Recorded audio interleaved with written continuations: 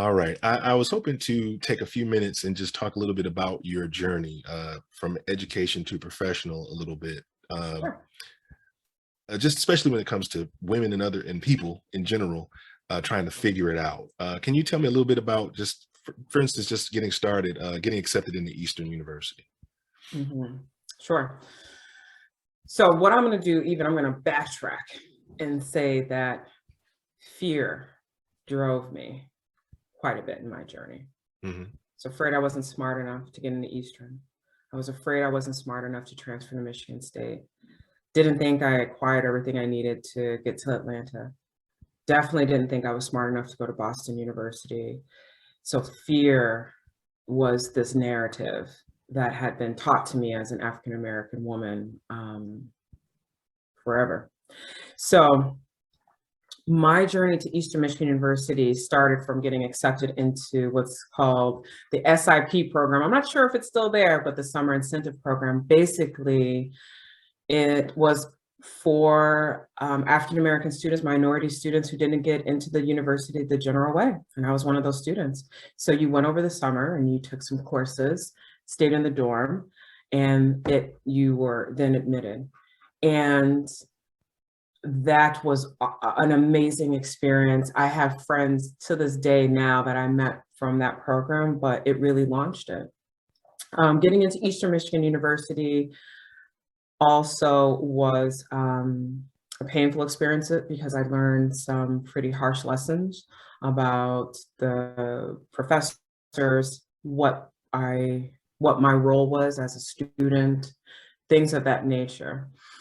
But in addition to that, it was a great launching board for me to move on to Michigan State. There's something about the number 3 in my life. I'm not sure what it is. After 3 years at being at Eastern Michigan University, the program I was in just wasn't matching mine. It wasn't really meeting it. So that's how I ended up applying to Michigan State. And there's a woman, my mentor, Lisa Gilbert Smith, who is still in my life to this day. I remember sitting in her office thinking about applying to Michigan State. And that's why I said, I don't think I'm smart enough. I don't think I have what it takes. That's Michigan State, you know, this is, I don't, and she was like, what? Apply, you can do it, just go apply. And that was that fear. And I got in. My mom was so proud. My family was so proud that I got into Eastern, but they were also proud that I got into Michigan State. And that was fear for me because I moved an hour away from my family. But the Michigan State University experience was absolutely some of the best years of my life. The academic, the timing, the exposure to the studies, to the research, all of that. Now, my experience in the teacher education program was great, but of course I did encounter my own challenges, which has been a narrative that's similar to a lot of women in higher education, a lot of women who are African American or minority. You're going to encounter different challenges than your counterparts. When I got out of school, I knew I wanted to move on and to Atlanta and, move on just in general. And I applied everywhere, literally. I got a call from Atlanta Area School for the Deaf, and the rest is history. And I moved down there, and I literally remember my parents following in the car with their U-Haul, me in front, just moving. Couldn't wait to get, no more winners, no more any of that. It was great. And being in Atlanta for those 3 years were also major life lessons learned as well about who I am as a professional, engaging in the professional environment, and dealing with my counterparts who don't look like me. But it was also a time where I realized that, and not to get dramatic or emotional, students of color enjoy and thrive being in classrooms where they see someone that looks like them. Some of my best experiences teaching, some of my the biggest compliments I've gotten from students are because they have said to me outright, it's so nice. I know you're Black. I can talk to you. I know you get it. I know you understand. I feel so happy here. I feel so comfortable here. So a lot of those lessons happen because of that. Moving from Atlanta to Boston University also was fear in the background. I can't do it. I need to stay put. No change. I'm settled. I have an apartment here in Atlanta. I have insurance. I have a paycheck. I have dental. I know my way around the city. You know, just stay put. You know, I'm going to fail. I don't know anyone. All the rumors of racism, everything. Mm-hmm. And it was actually my longtime friend, Matt, who said, what happens if it works? Never crossed my mind. And then I realized there's that fear, and there's the number 3 again. I was only in Atlanta for 3 years. Then I came to Boston, and that also was some hard life lessons being learned. Boston it has their, conversations about racism, true. There's not a lot of Black people that live there, but where are we going? There's a lot of Black people anyway. So where are we going as African Americans where you're not going to encounter racism? Well, you think you think that's just not going to happen?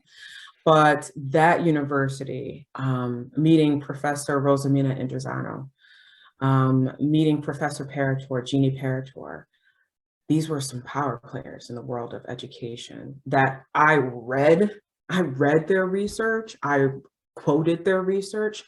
I'm sitting in their classes. Mm-hmm. Very powerful, very powerful. And then personally too, close to New York, my friends are in New York. I have some friends in New York. It's just a quick bus ride. So those were some awesome years of my life as well. Then I got into Boston Public Schools. And that's where I've made a home for myself for the past couple of years. And really the rest is history. If there's a message I could give to women and young girls of color is don't let fear hold you back.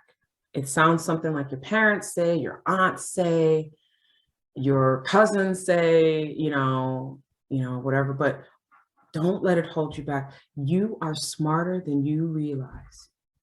You are smarter than you realize, and don't let anyone tell you that you're not. I walked around my K through 12 years feeling dumb, that I wasn't smart, that everyone else was smarter than me. I just wasn't able to tap into it, and I didn't have educators that tapped into what made me flourish. Now I've been a director of special education, and now I've taken care of multiple schools. I'm in charge. And I don't say that condescendingly, but yeah, I'm in charge, and I do have the skill set, and I do have what it takes to do. So do not let fear apply to that university. Try it. Move away from home. Go to a university in a different state. Travel. I went to London before the pandemic.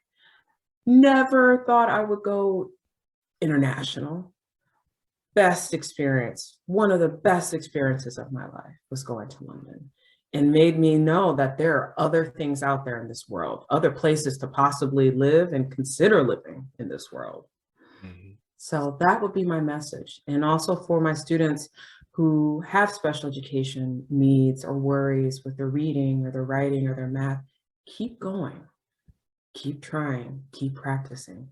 Don't let that, I can't do it. I can't read, I can't write. No. Keep going. So I'm gonna stop. I'm gonna hop off my soapbox because I'm starting to get preachy. Well, I do have one more question for you with regard to this. Is what was one of the hardest things you had to go through as an educator, and how did you overcome it? You ask amazing questions. That is a good one. For me to find one, what was the hardest thing I had to go through as an educator?